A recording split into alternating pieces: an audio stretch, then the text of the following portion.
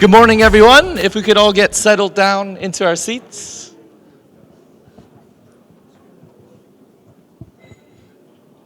Welcome this morning to the first TC track, the technical colloquium of the Forum for Incident Response and Security Teams. It's really great to have you guys. As Paul mentioned at the opening, security and cybersecurity and network security is an increasingly important part important area of work for the APNIC community. So it's really great that we've built this partnership with FIRST, the global community of incident response teams, to bring new content and bridge the communities and bridge the networks together here at the APNIC meetings. We've been doing this since the meeting in Colombo in 2016, and it's become a nice tradition between the two communities to come together. So to introduce and start the morning, I'd like to bring onto stage Adli Wahid, APNIC Senior Security Specialist and recently retired member of the FIRST Board.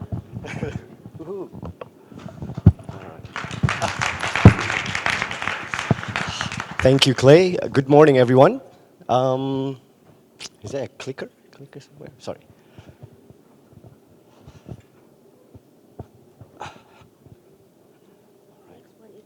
Okay, thanks very much.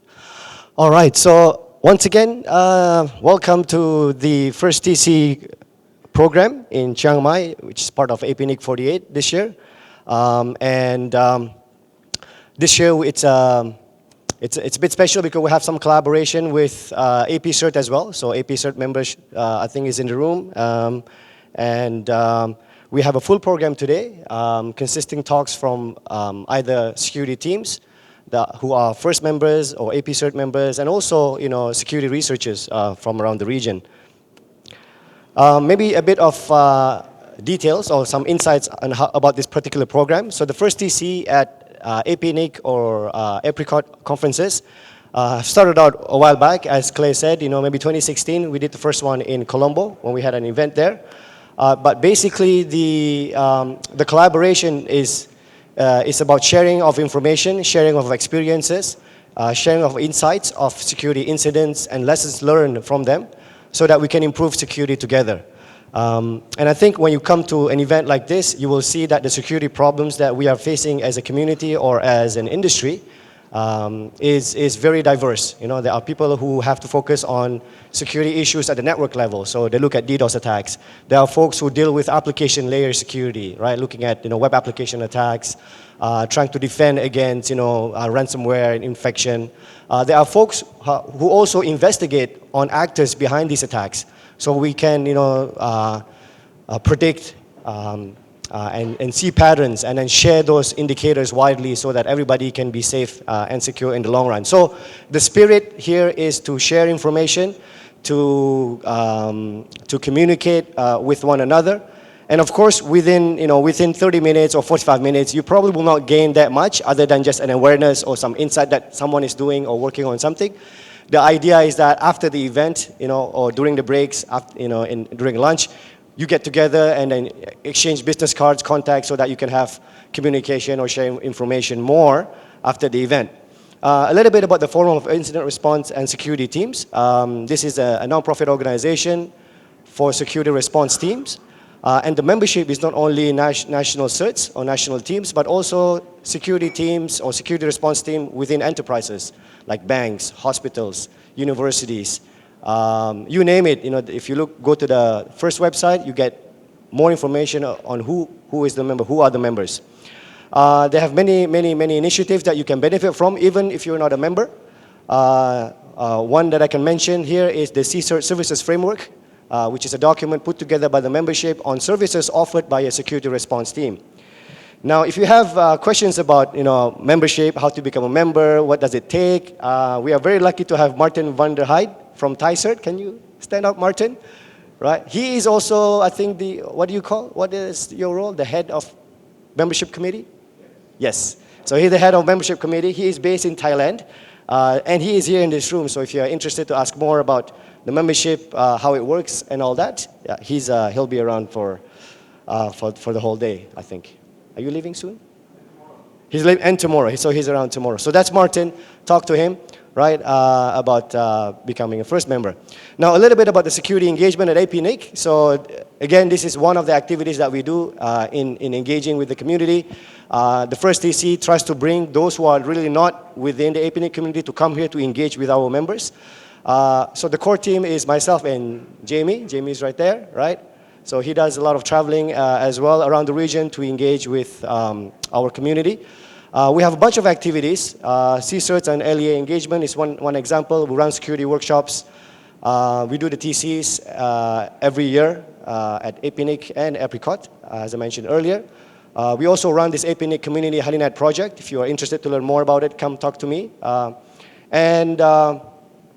We have a lot of interesting posts of our activities and also from the community on our blog. So if you haven't seen the blog yet, please visit blog.apnic.net. You'll find that some of the speakers today have also written on our blog, right? And they also have video interviews on our YouTube channel. So have a look to learn not only what we do, but also what are the concerns of the community, right? What are the issues that they look at, that they are grappling with when it comes to security, and what is the kind of work that is needed to improve security in the long run, right? So there's a lot of opportunities for collaboration, a lot of opportunities for information sharing, and so on and so forth.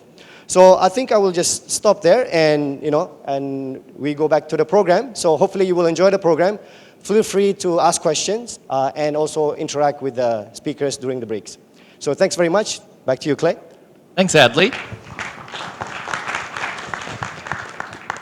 As Adli mentioned, this is all about sharing information. So just so everyone's aware, everything's going to be TLP white. We are streaming live online. So just so everyone knows, everything's open, everything's shared, and everything's public. So to kick things off, let's take a look at advanced Active Directory attack and defense techniques from our friends from LSID. Welcome to the stage, Kenneth, Teo.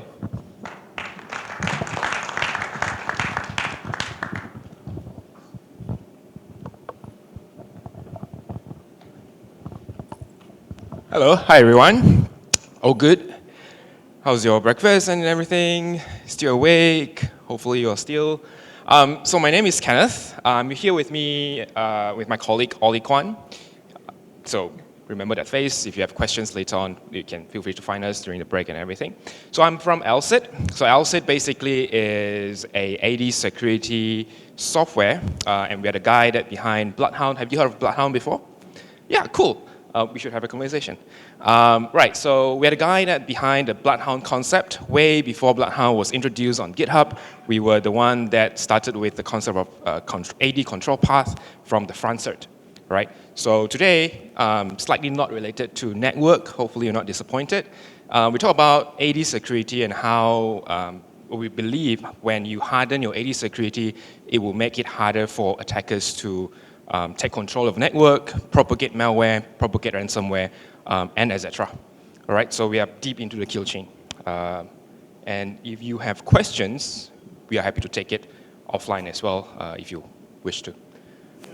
Okay, cool.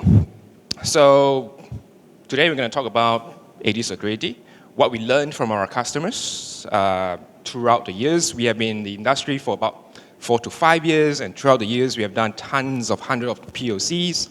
We have about 50 different customers in Europe, in Asia, in Hong Kong, and Singapore. And what we're going to share to you today is what we learned from our customers and how we can improve their AD security as we go on. How many of you take care of AD in here? No? How many of you have done any things on AD before? Cool. Right, nice. And I'm sure you know how complex and complicated AD can be. And you also know that AD could be a simple product to install. You just go DC promo it, and you have an Active Directory.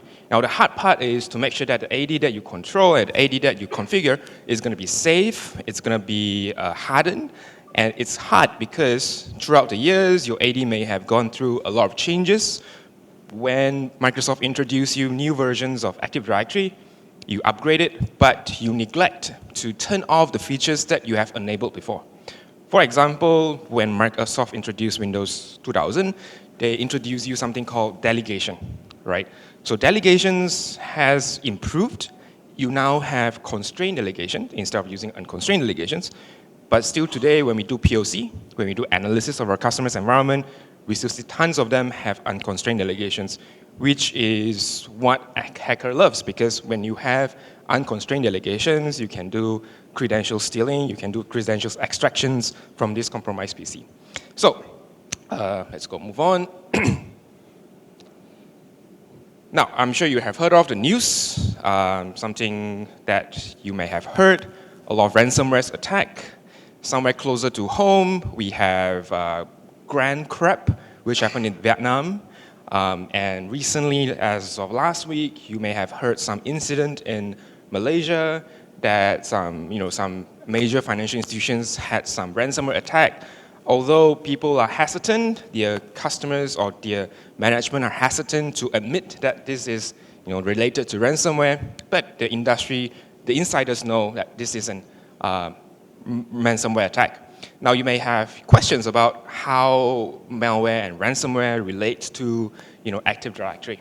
Now because this is an endpoint, they come from endpoint, they come from different places, and they don't believe that this is an AD security issues.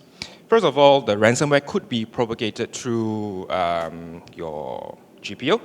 That's number one. And the second one is when your ransomware needs to encrypt and have the power and the privilege to encrypt your endpoint, server, your database, they need privilege. Where do they get the privilege from? Your Active Directory. So if you have a bad Active Directory, and it's easy to steal credentials and easy to do privilege of escalation attack, your ransomware would be able to flourish, right? So that's why it's closely related to the health and security of Active Directory. Now we have the SingHealth attack, which is also because someone has been sitting in their environment using a sleeping accounts for a long time, and they're using the sleeping accounts to scan the network to do reconnaissance attack. And then from there, they find who to target next, and from there, they extract credentials and blah, blah, blah. And we have been running some interesting projects with SingHealth. And if you want to learn more what we are doing with SingHealth to protect the environment after the incident, feel free to talk to Ollie and myself. We'll be able to share some of the privileged information to you after the talk. Now, so let's move on. Okay, so what is wrong with the current security strategies people are using nowadays? They are inefficient, right? They are way inefficient, even though we have technologies like SIEM and different policies in place, different people looking at your event logs and whatever, right? So those are highly inefficient. I'm not saying that they are not good, but they are just tools in a very big toolbox, right? SIEM is great, but it has a very specific task to do, right? Getting logs, and it's one of the tools that inside the toolbox, right? So we need to find a way to improve that efficiencies. So 100% of the organizations that we have been working with had some sort of security policy in place. I'm not going to comment whether those security policies are good or bad, but they have, right? They have policy like you should change your password every 90 days, you should change your password in 180 days, you should refresh your password once every few months. Those are policies. They must have some sort of policy like that. Now, fun fact, Microsoft recently removed the recommendations and advisory to expire your password. So Microsoft no longer advise you, or they no longer gives you advice on how long or how often you should reset your password. They have been moving towards a passwordless policy, and you can read about that later on. But the fact is, Microsoft believes that by changing password regularly, it decreases the security of an organization and enterprise.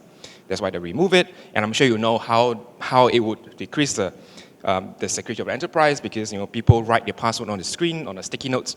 Those are bad ideas. All right, so they removed it recently as of March this year, if I believe correctly. Now, 83% of the people have security assessment in place. And how many of you are Microsoft Premier customers? Cool. So I came from Microsoft in the Premier team, and we have run tons of different security assessment with our customers. We call it Microsoft Wrap as a Service. I can't remember the name of the Wrap as a Service, but it's RAAS, if you search it online. Our customer runs RAS as a service very often, every year. And it's great because AD has a Wrap as a Service for our customers as well. And we have very good tractions with that, obviously. But at the same time, we don't think it's enough. It's sufficient because you are running an assessment every 1 year or every half a year. And the security posture of AD changes every single day. When you buy a software, when you receive a new vendors or subcontractors, when you outsource certain things, when you buy a new service, you add or change your Active Directory constantly at least every few weeks, once. Right? So those changes that you're making on AD are hard to track. There is no, unless you're using Bloodhound, and Bloodhound is not real time as well, it is hard to track what are the impact when you add a new server with these configurations to your Active Directory. So we want to make it simpler with LSIT. We want to show you, once you add a computer to your network, what the impact of this computer are to your Active Directory security postures. We also have customers, 57% of them had SIEM, SIEM. I'm sure you have SIEM as well, which is great. But the SIEM collects too much logs that sometimes it's bogged down the entire team to not sure where you find information from. So our aim is to create a new tool inside the toolbox that helps you to filter down your SIEM to find relevant information to AD security. Okay, so that's what we wanted to achieve on that. And obviously, we have 45% of using different type of AD security related product as well. So this is our customer base. We're happy to work with them to improve the AD security. Okay, so what is wrong? Okay, so unfortunately, I can't show you a live demo. So within that time, 10 minutes, when I found out I can't show you a live demo, I took some screenshots.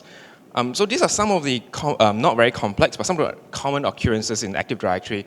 When we talk about, I will have some security policy in place before this. Security policy in place, like I want to change my password every few years. 100% of them have that. But at the same time, when you have an attackers in your environment, those things can be circumvented. All right. So this is actually from a lab screenshots, but it's a real cases where we have found in another customers in Hong Kong as of 2 days ago, actually. So what they have found is they did an annual audit, and they say, hey, I'm pretty confident that some of my user passwords expires, but it can be circumvented when you change the root object itself. I'm not sure whether there is a laser. I don't think so. Okay, here you go. So as you can see from here, oh, no. Okay, here, right, never mind. PWD properties, right? So that is one way of changing the entire root objects of your Active Directory. By changing a settings there, the settings basically propagate down to the entire AD to not keep their password or to change the password regularly. Even though in your Active Directory here, oops, sorry, okay. Right. Even though in your Active Directory you have the settings defined, right? So when you do an annual audit, people look at LDAP and see, oh, these are the settings, they are safe. But at the same time, they don't look at much bigger pictures, which is on top of these AD attributes, there are certain things that can be changed as well from the root objects configurations. So LSIT wanted to make sure that we cover every single possible way to change your configurations so that your AD are secured as well. And we talk about SIEM, right? Audit log, depending on audit log to look at your AD security. Good idea if you have one, but we think that AD SIEM and AD event log, when you base your AD security on AD event log, it's something that you should probably reconsider because AD event log can be easily turned off in a way that you can selectively turn off certain things to be audited. So this happened in our customers' environment as well, where they have removed certain changes in the domain controller to not be logged in the event log, right? It can be done on the DACL. You can see if you go to advanced security for some root objects, you can change it. The auditing rules here and you can remove or change. So an advanced attacker won't turn off every single thing. They just will selectively turn off things that they don't think or they think they need to make a silent attack. Okay. Right, so the cause of all evil is basically security team have focusing on administrative privilege. I'm sure you have done that as well. If you have IAM or PAM or doing any edit log, they will tell you have too many AD admin, you have too many backup admins, schema admins, blah, blah, blah. So those are good, but should not be the focus of your entire AD security. Now, hackers today are very, very smart. They know you are doing this type of protections. They know that they should not escalate themselves to domain admin. So they find other ways to do the same things that will circumvent all these discoveries. So I'll show you some screenshots later on as well. So bottom line is, you should not focus too much on, you should probably prevent too many administrators in your AD environment, but your entire AD strategy, security strategy should expand way more than that, okay? And we also seen customers do detections approach very, very widely. And it's good as well if you want to detect, I have passed the hash attack, I have a golden ticket attack. But our belief in LSIT is if you can proactively turn off these features or proactively remediate the possible pathways for a golden ticket to occur or to surface up, that would be a best way. And I'm sure you have heard of doctors telling you prevention is better than curing or whatever. Right? That's from a doctor's perspective. In LSIT and I think in cybersecurity as well, prevention is actually much better than having a detections approach. Right? So that's what AD security is all about. And also, the AD security risk identification today solely focuses and uses human to find and human-driven security. As I said, AD is a very complex software. It's simple to install, and you can just install Windows Server 2016, go to DC promo it, and you get a very brand new domain controllers to use. But as you grow as a company to 10,000 users, 20,000 users, 100,000 users, and with different users and objects and computers and servers and software, it becomes extremely complex. That's why we have tools like Bloodhound to map out in a graphical interface to tell you what are the relationship of each object with each other. Okay, so feel free to check it out in GitHub at the Bloodhound if you're interested how that graph works.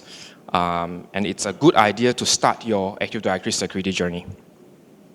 So when I say you should not focus too much on administrators or administrators' rights, what do I mean? The first screenshot that you're seeing here is one of the new features that introduced, not very new, it's like they introduced you in 2003, which is the constraint delegations, the third options in screenshot number 1. Not a lot of people using it. I would tell you 80% of our customers are not using it. They are using something called unconstrained delegations, which is the second options. Very, very dangerous because if you can compromise a unconstrained delegation server, basically you can steal and extract credentials, reuse those credentials in any type of other service as well. So it's a dangerous settings. Microsoft knows it. That's why they introduced you something better called constrained delegations. There are more works to be done in constrained delegations because you need to whitelist certain services in your environment. But I think that effort is probably outweighed. The security of that effort probably outweighed the complexity of doing this whitelisting. Right? Please consider using it if you are considering to do some enhancement in your AE security. We can discuss more about that later on if you have any other questions. The second one is, have you heard of something called Kerber roasting? K-E-R-B roast, yeah? So not your barbecue roast, roasting your Kerber roast. Basically that is an attack which is very popular in Active Directory as well. Basically, it takes your ticket, whether it's TGS or TGT, and then try to crack it using brute forcing or using highly sophisticated GPU or CPU to find the clear text password of the TGS and TGT. So you should never use a privileged account for a services, right? And you should always use a normal user account without privilege when you want to run a services on top of it, which a lot of people doesn't know as well, and they accidentally have an SPN attached to a privileged account. Very dangerous, right? So those are some of the things that we check for our customers on top of every other things that we do for our customers. And yep. Right, so this is like a roughly how Bloodhound looks like when you graph it out in a graphical user interface. It doesn't look as pretty as this. They focus on functionality instead of the UI, but you get the idea. Basically what this shows you is who have control to my AD. For example, domain admins right here have full control to domain here, and then you have a nested admin groups that is inside domain admins, and who is inside here, the concealed Alice. Alice actually is part of the HR groups, blah, blah, blah. So all of this will be mapped up to you in a Bloodhound or in AD control path. Alcid, ourselves, he uses this to map out the danger of your Active Directory and to tell you where you should focus on to fix certain objects so that you have a better AD pictures, right? So there are a lot of hidden administrators in all the organizations that we have seen, right?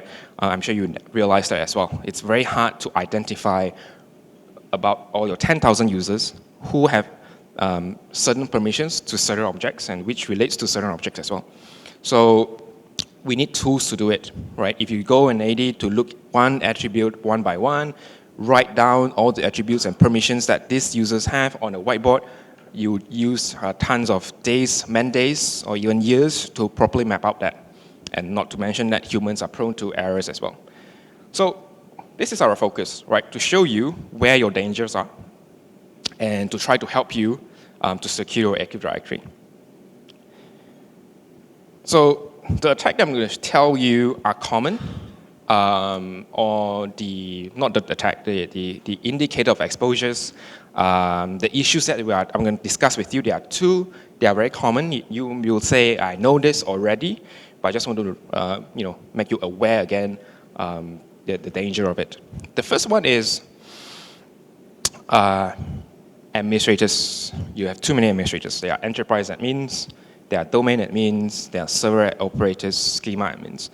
The thing about administrators in Active Directory, they are protected, right, by the Active Directory, by a service called the Security Descriptor Propagator, SDProp, right? So the SDProp basically protects it from certain types of backdoor.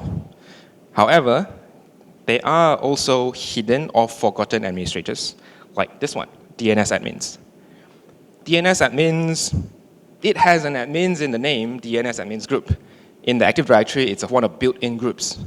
So when you install DNS server on top of Active Directory, this group is promoted into administrators.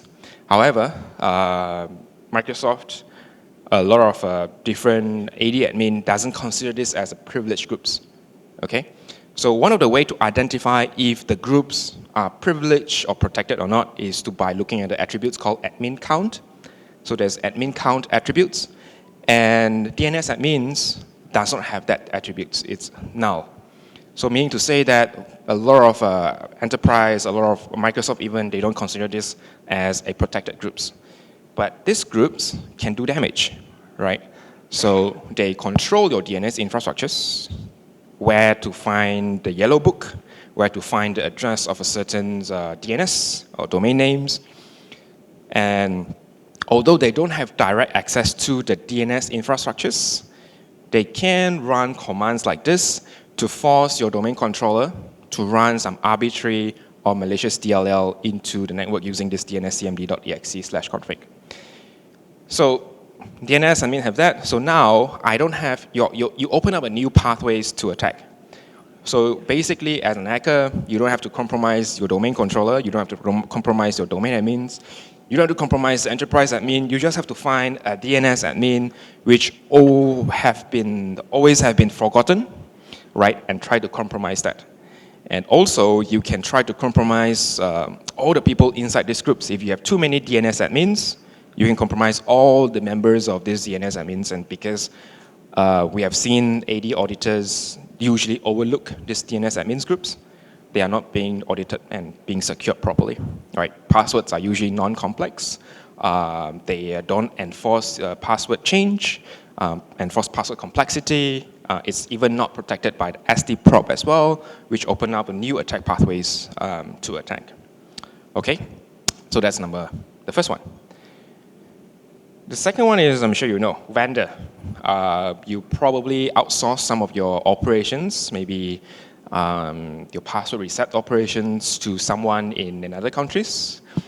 So you ask them, hey, anytime my employees want to reset my password, please go through this vendor, right? So the vendor will do that. Now, you can't control what the vendor password complexities are. So I can just compromise vendor's password or vendor's accounts. Now, vendors usually will install certain products in your AD environment. You probably don't give them admin access, but you give them some object access. So you give them some access to the object based on the rights that they need, and usually they are forgotten as well, which OutSit wants to surface it up to you as well.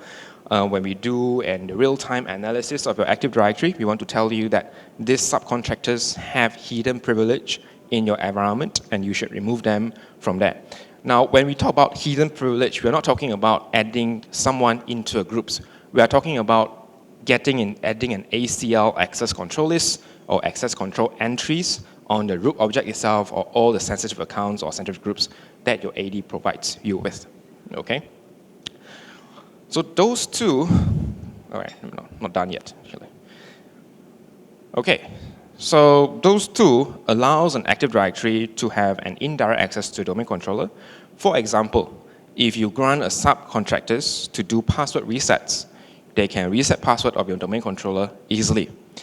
Now, if you combine the first and the second one, what I'm talking to you right now, the DNS admins are not protected by SD prop. Right? So if it's not protected by SD prop, my subcontractors basically have the potentials to reset the password of any DNS admins. If I can reset the DNS admins, basically I can force my domain controller to run any arbitrary DLL, malicious DLL that I wish to. So now all the subcontractors that have password resets capability can reset my DNS admins, which means that they have indirect access to my domain controller. So this is an issue that we have seen quite often as well. I wouldn't say more than half the time, but more than enough that creates some security incidents and security postures to reduce the security posture of the organizations. Right, so this is what we have seen. This is what all the IOEs that OutSit detects for you. We talk about protected user group, privileged account, SD prop, constraint delegations, and the rest is basically some of the things that we detect. That's not all of it, just maybe 20% or 30% of the things that OutSit detect when we plug into your network. That's why we need the new tools to help you with different things, right? This is the AD security part of it. So one of the things is this one. Right, so here you go. You can see, if you understand AD, if you have been working with AD for a long time, you know that Active Directory do not store your password in clear text. They never store password in clear text, they store your password in a hash, HMAC5 or whatever format that they have, I can't remember. So this is actually an incident, a real life scenario happened 2 days ago in our customers. Basically, they thought that their AD are not keeping password in clear text, because if you look at here, in the Dylan doc properties, the store password using reversible encryptions are turned off. But it can be turned on via the root objects in the PWD properties here. You can see store clear text. With this enabled, every single objects in your organizations keep their password in the AD in clear text form or reversible password form, which is the same thing anyway in the concept of AD. Right, so when they do audit, they say, this is turned off, we are fine.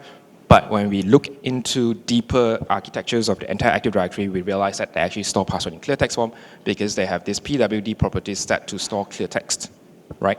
Which is dangerous. Now, since your password in clear text, it's easier to get the password in clear text form, as you can see on the last screenshots, which is here. You can see the password is PASSW or RDP in that format, right? So you should never see that. Some legacy system requires you to do so, but those systems probably should be decommissioned or retired. What are the solutions? Some solutions like IAM allows you to forget your password and to give you back your old password. Now, if you can receive an old password, meaning to say that somehow in a database they keep your password in clear text form, bad idea. Right? It has been bad idea for 5-10 years already. If you are still using that or doing that, it's probably time to retire that particular software that return you your old password. You should reset to a new password instead. So those are some of the things, right? And you have seen not Petya, using SMB version 1. SMB version 1 allows some code to be buffer overflow, and then you can basically use heap spraying and to run some other code by and other applications in the memory. So those are the SMB version 1. In LSIT, or in the AD security community, we think the next thing that may happen is going to be through the NTLM protocol. There are a few reasons for it, right? The NTLM protocol has been introduced from very, very early on, much earlier than the WDigest. WDigest has been retired already. It's deemed unsafe to be used. If your AD are still using it, please turn it off as well. Authentication protocol are enabled by default. A lot of authentications are still using it, and it also used by the Windows systems. So we think the NTLM, it's already unsafe. You can actually exploit it already, but it doesn't have the spread of SMB version 1 in terms of the exploits. So we think it's going to be the next Petya, and it's time for us to move on from NTLM.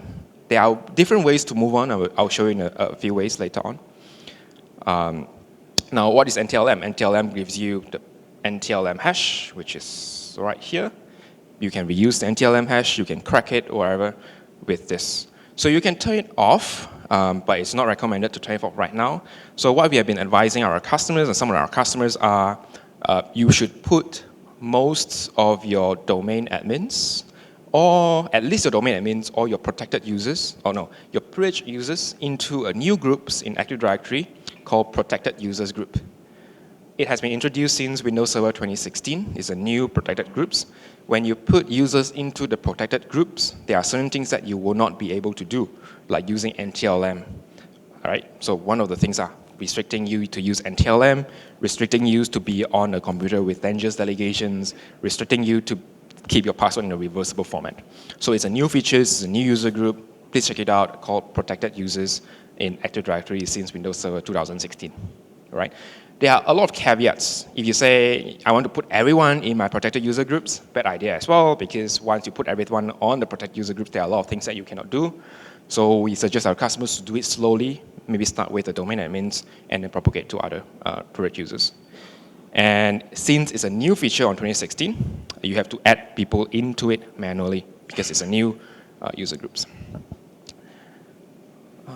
Right, so what did we learn so far? Active Directory may be secured and fresh in the first installations, but as you grow as a company, as you build more PCs, as you build your servers, as you upgrade your servers, it becomes way more difficult to maintain, and you probably need tools for that. Okay, you can turn back very quickly. Active Directory attack surface is huge. Because if you look at the banking sectors, some banks has 100,000 users. You cannot, for sure, 100,000 of these users objects are secured, 100%, right? So as long as you have one single user that is the weakest link, your entire Active Directory can be compromised easily, right? So the attack surface of ADs are huge. You can attack from this part, that part, right? There's different ways of compromising Active Directory.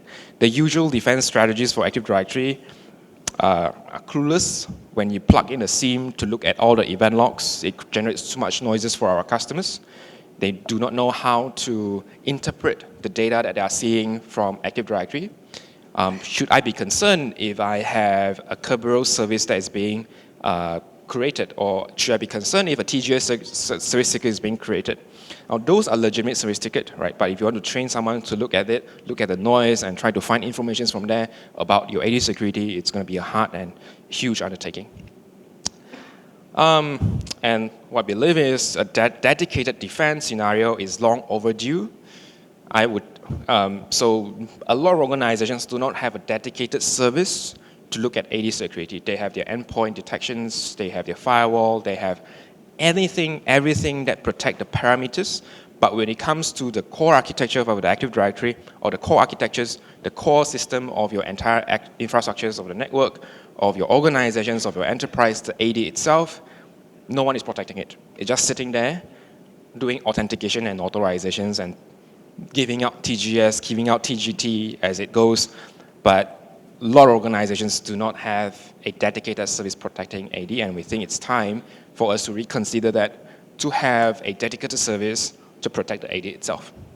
Okay? Not only just antivirus or firewall, but actually a services that knows the inner workings of the AD and the internals of AD to protect it. All right. So defining security objectives, you probably have different ways of protecting it.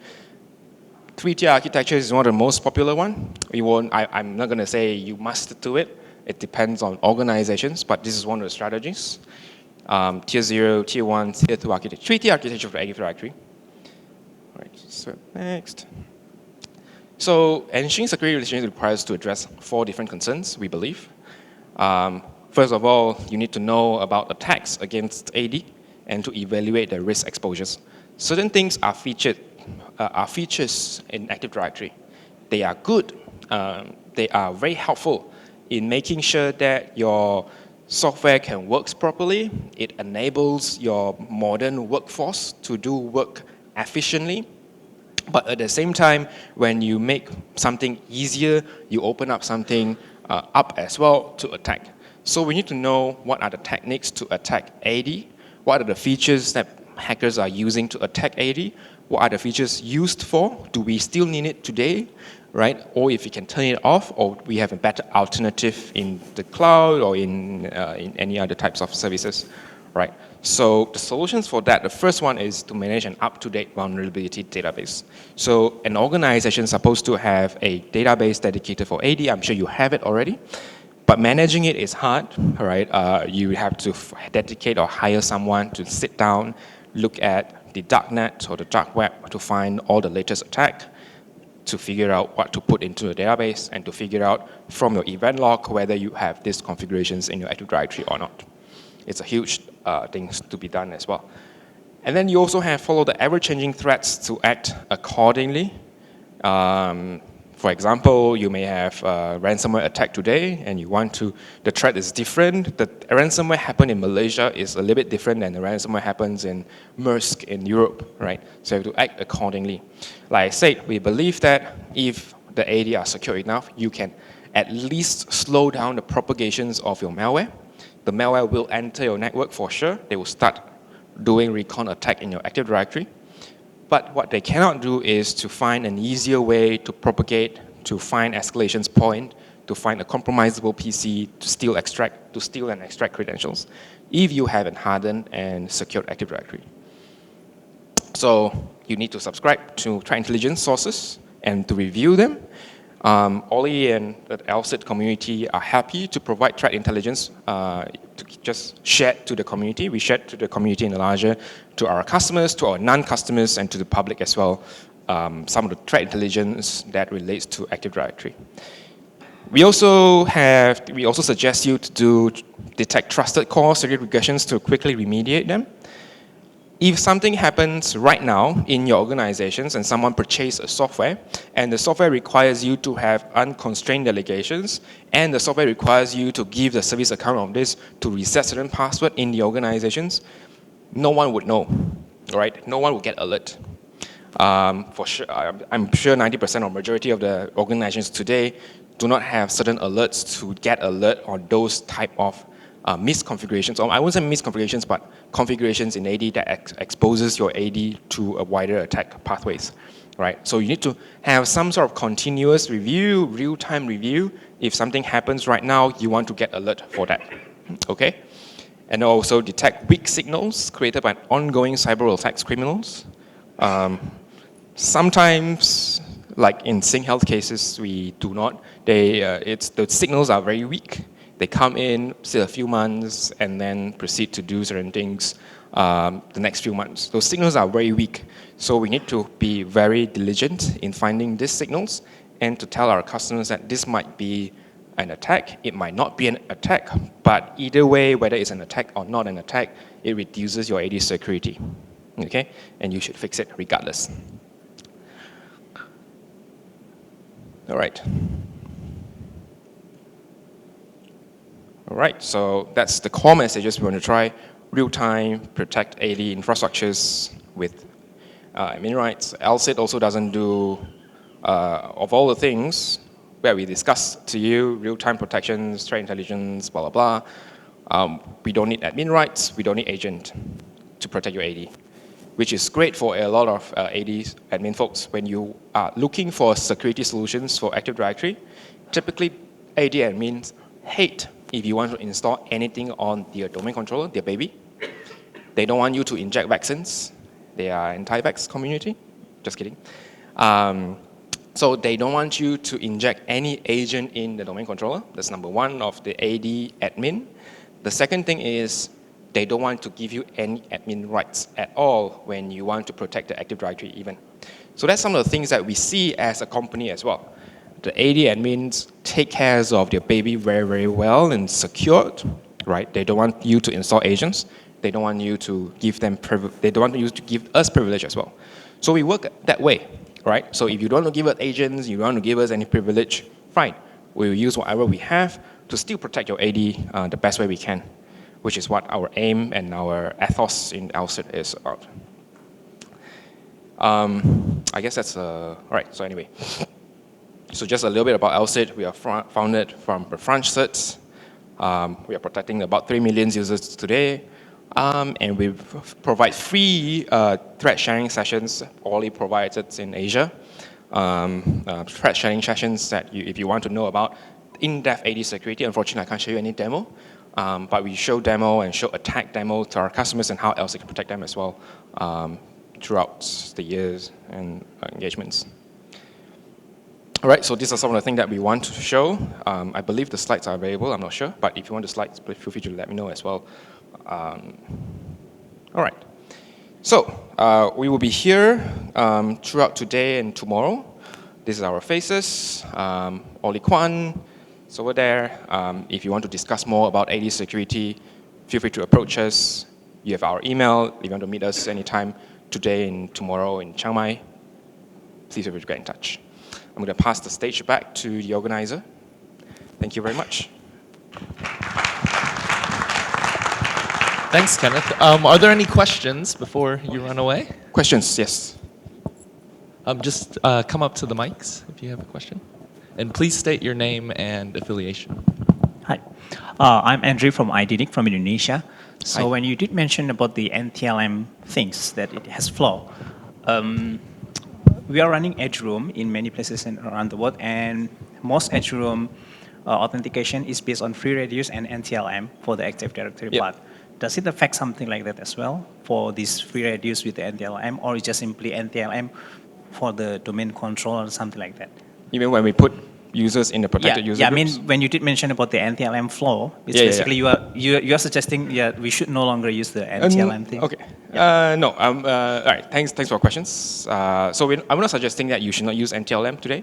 Okay. But you should slowly phase out NTLM, especially for privileged groups in the organization. Yeah, but when we use this NTLM for something else, for example, for free radius, does it has the same flow? Yeah, it probably will. Yeah. So even the problem that NTLM will produce. Yeah. The problem with the NTLM things. So Kerberos is the next protocol, the alternative protocol. Mm-hmm. And Kerberos so far has, I mean, in maybe 10 years, 20 years, Kerberos will be proven to be unstable and to be unsecured. But today, the go-to secured one is basically Kerberos protocol.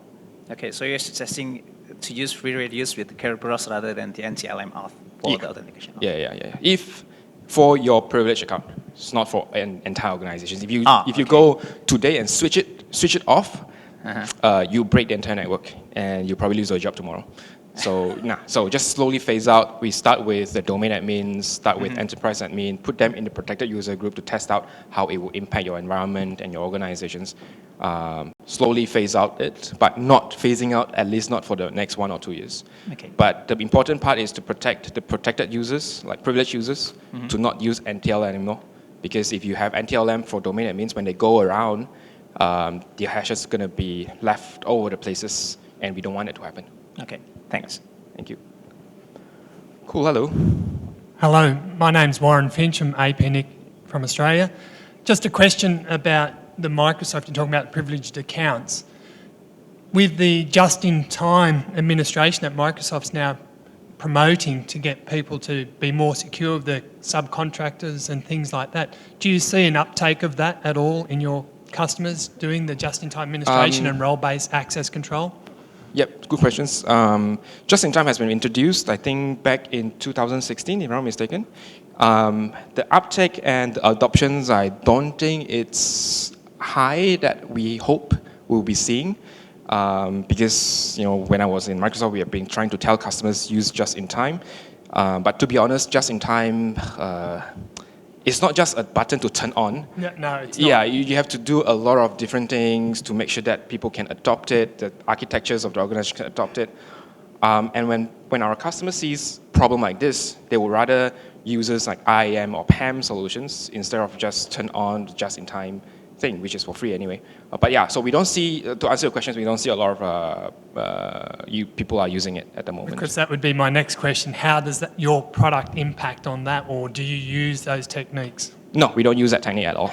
So what we do is we have a virtual machines, plug it into your Active Directory, and scan your Active Directory, and we tell you what are the configurations that you should change in your AD, and what are the potentials, attack pathways that you can have when you have these configurations in Active Directory. So we don't need any agents, like I said, or any privilege at all. We don't need just-in-time, we don't work with just-in-time, but we might suggest in one of our IOEs that you should use just-in-times in the future. So at the moment, we are not suggesting customers to use that for now. Okay. Any other questions? Oh, cool, thank you. Thanks very much, Kenneth. So the slides will be available online. You just have to go to the APNIC 48 website, go to the agenda, and click on each session, and the slides will be uploaded there. So they'll be up there and ready. So let's take a look now at something a bit more local. We'd like to welcome our friend Kitisak from TB CERT. It is the Thai Banking Sector CERT. Thank you, Kay. Good morning, everyone. My name is Kitisak Jirawannakul. I'm from TB Thailand. Of course, I am a local speaker, but I'm not familiar with Chiang Mai. Whoever visit Chiang Mai before? Your first time, right? For myself, it's same. So this is my first time in Chiang Mai in almost 30 years, because I used to be here for many years ago, like when I was very young, like 4 or 5 years. Okay, anyway,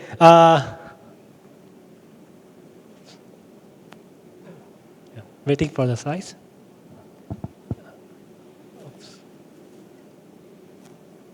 Okay, my topic today, I would like to explain you more about how Thai banks develop cybersecurity. Not only one bank, but it's like a community. So I am the information security consultant and TB Cert manager from Thai Banker Association. So the agenda will cover about what Thai banks are doing to secure banking information, the overview of creation of TB Cert, and about the information sharing. That is the key point. How TB Cert can work together and more successor. Okay, this is myself. So normally I don't show my face on my slides, but this is my face. Okay, before TB Cert is the community cert in Thailand, working with many banks in Thailand, and my parents' organization is a TBA. Thai Banker Association. The Thai Banker Association is It's a non-profit organization. We work together with many banks. We have 15 banks, and we funded by those banks. And what we do like a collaboration among the banks and be like the representative for the Thai bank and talk to the regulator and talk to other party. Also, we have collaboration with the ASEAN Banker Association as well, and also the other party like a Foreign Banks Association and SFI in Thailand, and like a special financial institute in Thailand, like a government bank.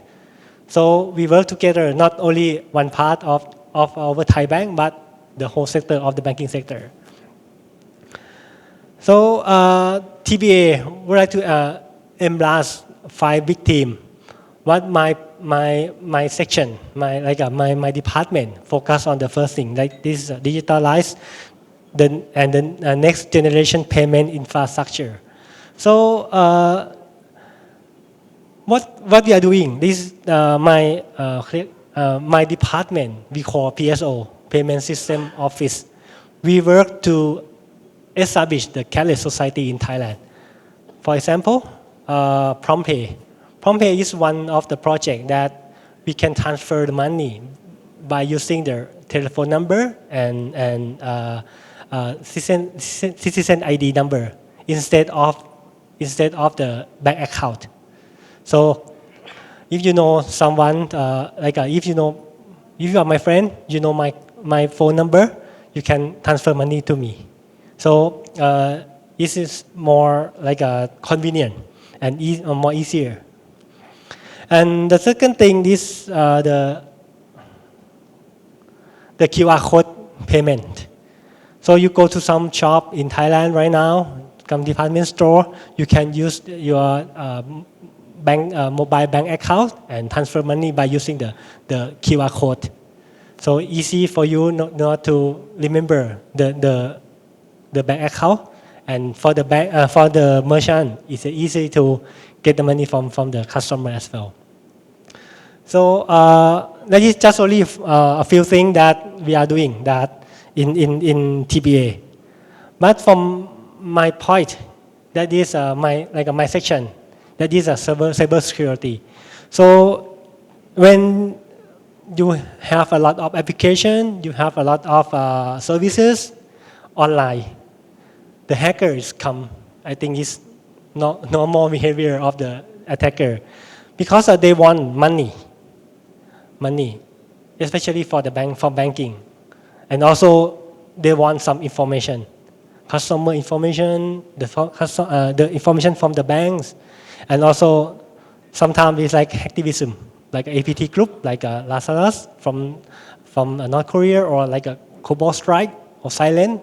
There are a lot of APT attacker try to attack financial institute around the world, not only Thailand.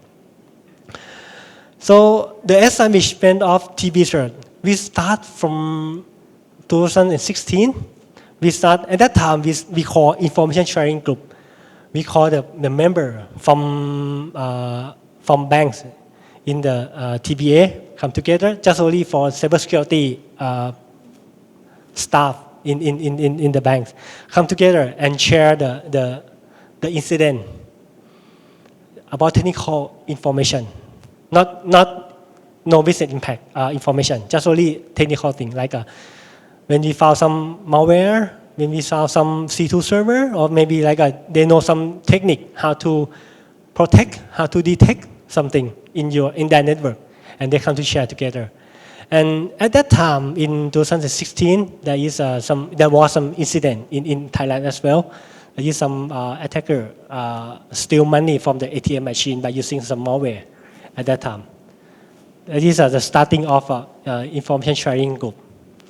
And after, 1 year later, we have like a idea from the committee of TBA to set up the CERT team. So 1 year later, we set up a TB cert in 2017. That time that I just joined TBA for set up the TB cert. 1 year later, we become the member of first in last year, in 2018. So Thailand and Team Camry are our sponsor to become the member of first. And this year, we just become the member of Kitisak in this year. So in the picture, I show you about on the creation establishment day, we have a news announcement, and we work with Bank of Thailand, who is our regulator, and also national cert like a Thai cert as well. TB cert, we have the vision to be a neutral and trusted advisor and expertise hub in cybersecurity for Thailand banking sector. We have many mission, and we have objective to do, like exchange information between member banks, enhance the cybersecurity of a banking sector, and coordinate with other agencies also around the world, and also keep up with the threat and that rapidly occur nowadays. So this is a structure and TB responsibility in Thailand. In Thailand, we have national cert, like a Thai cert, and also we have sector cert. Because we call sector cert because we have a financial sector as well. But for my part, it's like a subsector. It's only for banking. Not only myself, but there is not only TB cert, but there is like a capital market cert and also insurance cert as well for the financial sector. For TB cert, we do many things like information sharing. We do like monitoring the information. We don't have a SOC team, but we monitor the threat intel, and also we do incident sharing among the members and recommendation, analysis and intelligence. And also we have standard guideline. We do like a guideline for member, and we have a banking cyber drill for practice. For handle incident for the bank. And also we educate and training the member, and also we awareness building for all users in Thailand. This is a third community in Thailand. I show this picture can explain you about how we work together with financial sector cert and also Thai cert and also overseas cert like first community. Maybe in future we can join the AP cert community as well. In Thailand, not only TB cert, we have Thai cert, we have TCM cert, who is Thailand Capital Market cert. And also we have TI, Thailand Insurance cert. But right now they are ongoing to establish. And in the future, we are going to have the other sector cert, like energy cert or healthcare cert. And yeah, maybe like a 7 or 8 like a sector in around 8 sector in the future to going to have a cert in Thailand. In TB cert, we focus to do like to develop people, process, and technology. For the people, we develop skill for member, customer, and student who can become the newcomer to the banking industry. For the process, we developed the process for incident response and information sharing. And for the technology, we implement the information sharing platform and other like services for collaborating. So I will explain you later. If we separate the three into 5 pillars that we are going to do in this year, we have people development, we have a standardized, we have our awareness, research and development, and services. So for the people, we organize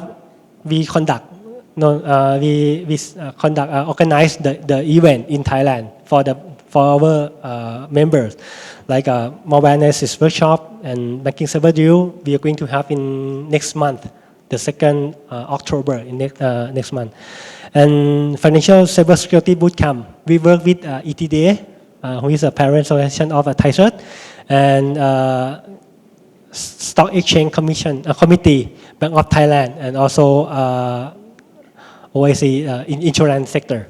So we work together, and we organize the bootcamp we set up the competition for the student. The fourth year university student come together and come to do some competition. And the financial sector company can go and maybe can hire them to become the work with the financial sector. And also we're going to have a Wi-Fi and IoT hacking lab, and also right now we launched the e-learning about the cybersecurity course for the member bank, for the banking staff, not only cybersecurity people, but the employee of the banks.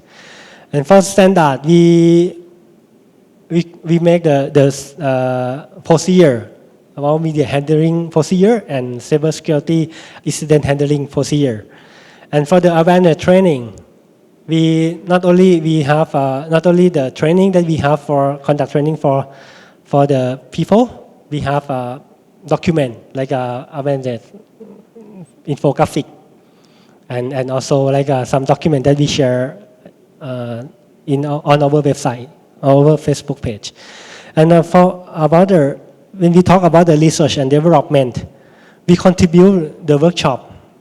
And we work with the regulator to make the guideline. Right now, we just work with the regulator to announce the new guideline. We call IPN test. We do pen test, not only pen test, but we do pen test with using the information from threat intelligence to do a red teaming but a more complex and more advanced than pen test. And we built the CTF learning platform for our member. So the member can come and learn how to hack system. And also the service that we make the threat intel, threat sharing platform. We can share information about the IOC, the technical information among the members. So the big feature of the human development that I mentioned you before, we are not focused on only the security team of the bank, who is our member, but we also contribute some training for the bank staff. In next year, we plan to conduct some training for developers from the banks. But this is ongoing on the process. And also we educate the customer as well.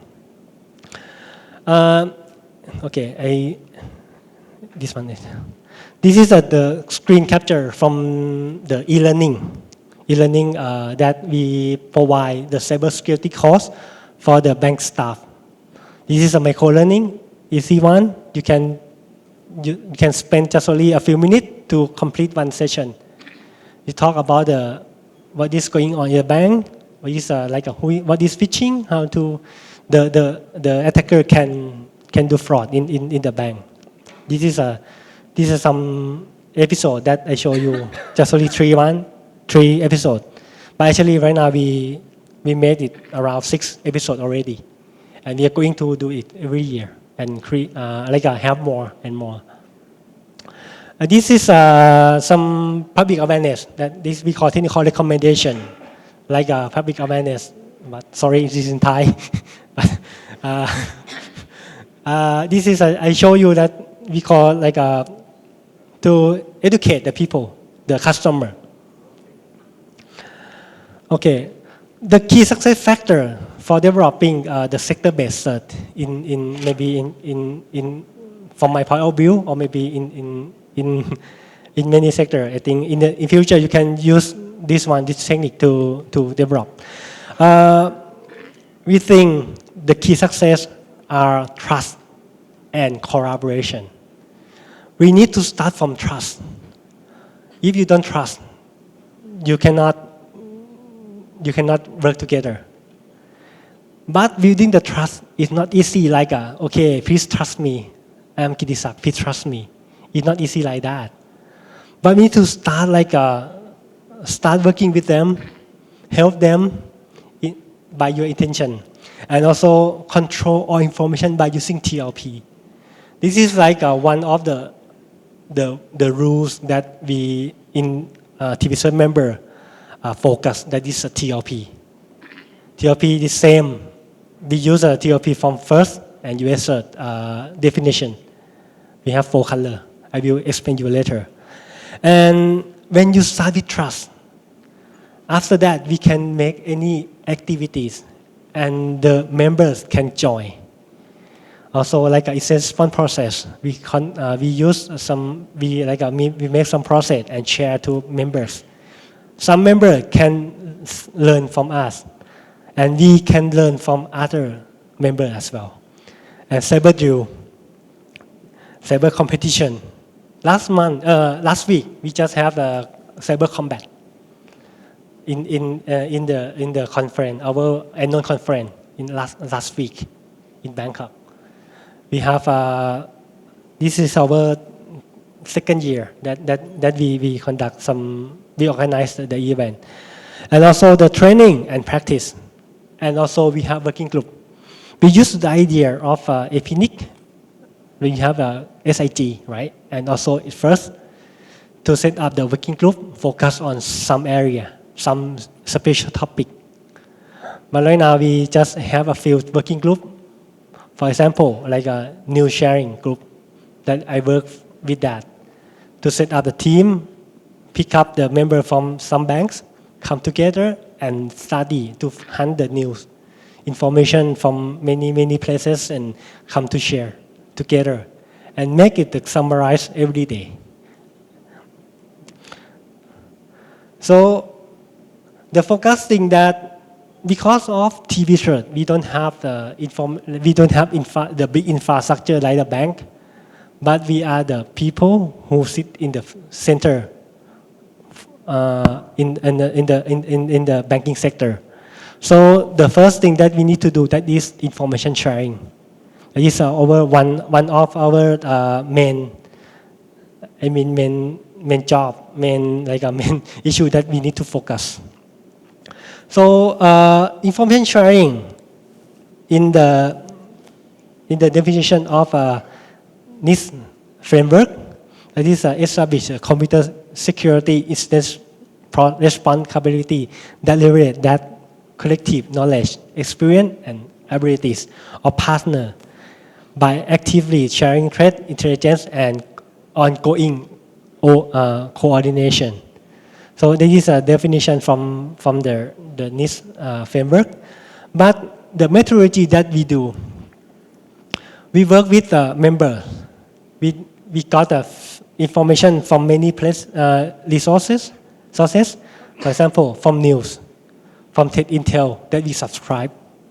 Also, we subscribe from FSX, also from First, and also we have information from our other cert team, for example, from Thai cert.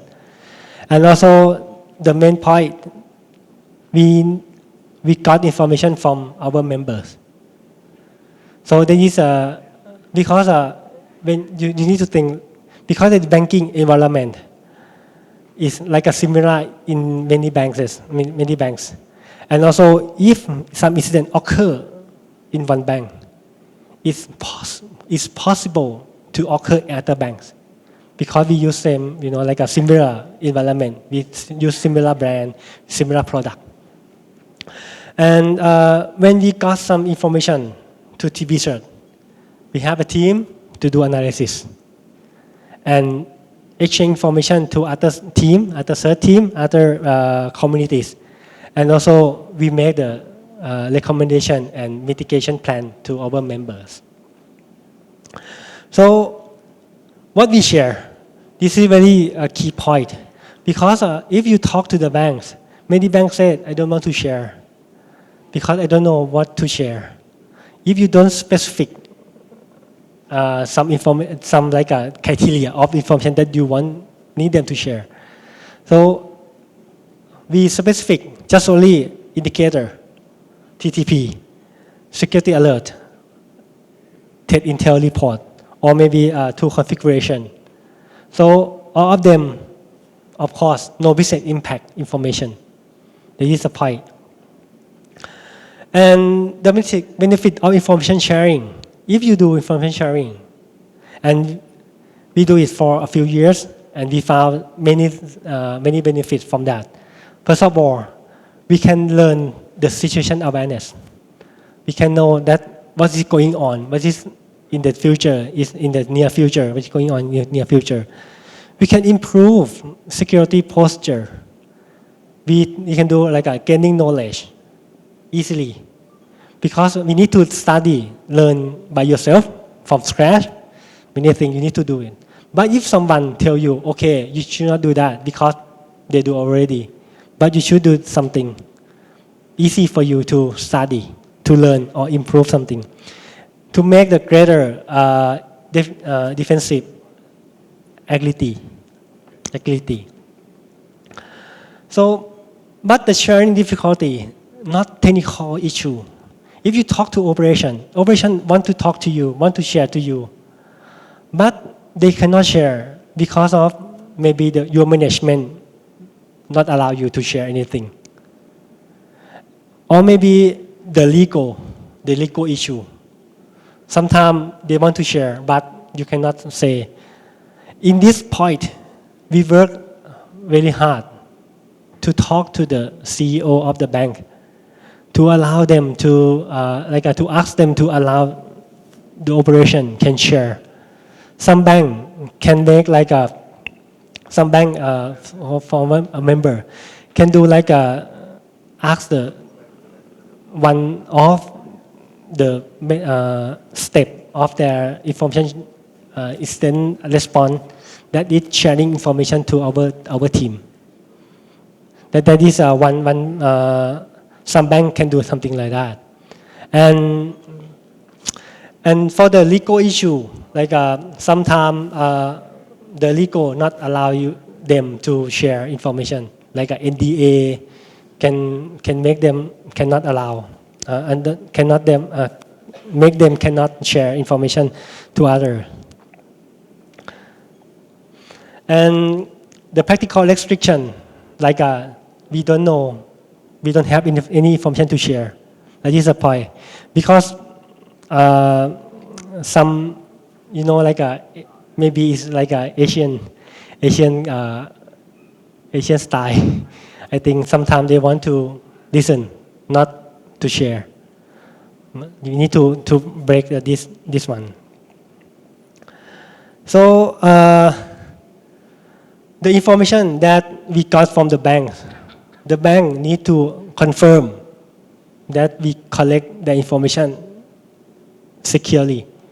So we need to to make them trust in our system. So we built not only for my team, myself, for the banks can share to us and no information leak from us, and also the process of to handle the information, to share the information, and also to protect by using the TLP agreement. And also we implement the secure environment to collect all information.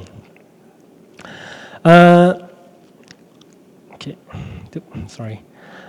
We use the defense in-depth concept to build our platform. We use, I think this is similar to many secure environment. But,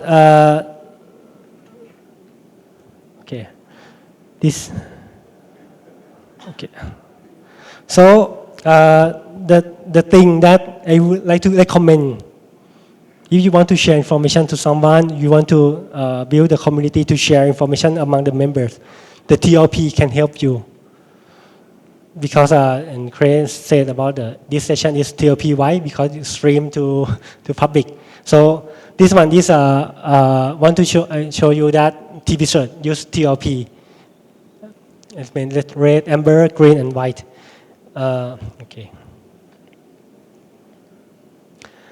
So this is my last slide.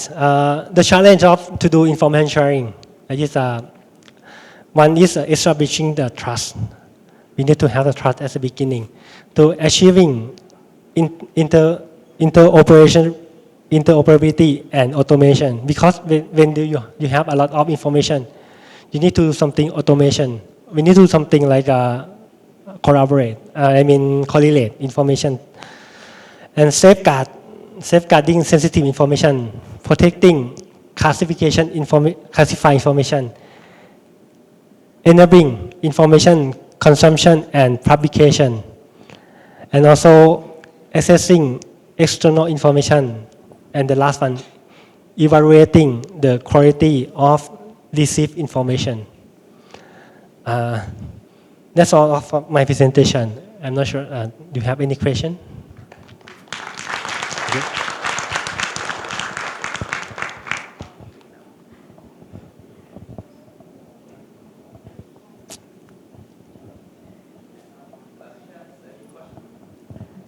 Just a very basic question, I guess.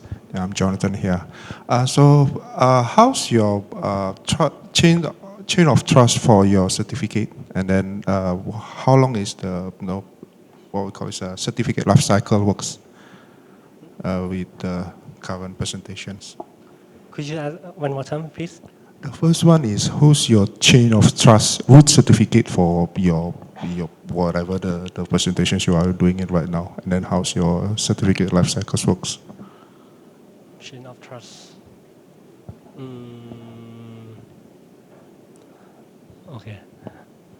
I'm sorry, I don't.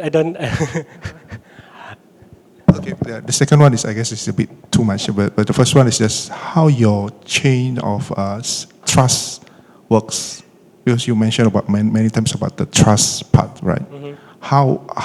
What's the hierarchy for your trust part? Hierarchy. Okay.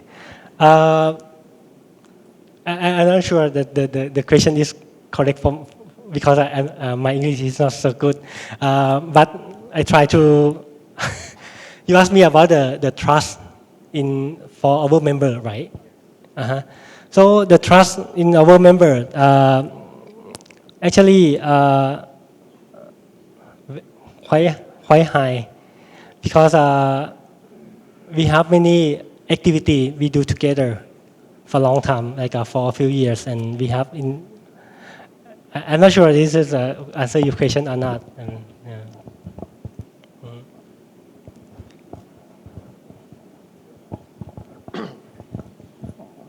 Hi, Kitisak. Jamie Gillespie from APNIC. I'm just reading a question from someone who's remotely watching on Zoom. The statement is, the challenge of sharing information is trust. In Malaysia, we develop a community called Malaysia Global Threat Intel Focus Group. However, leakage of information still exists. How do you plan to address this? Especially financial services information is highly sensitive and may impact business. Could you one more time? Could you ask one more time? Yep. So how do you address information leakage within your trust group, especially when financial information is sensitive? Okay. What we do, because we are the center, so the banks share to us, and when we share to other members, we digest the information that can impact to that bank. We digest everything all.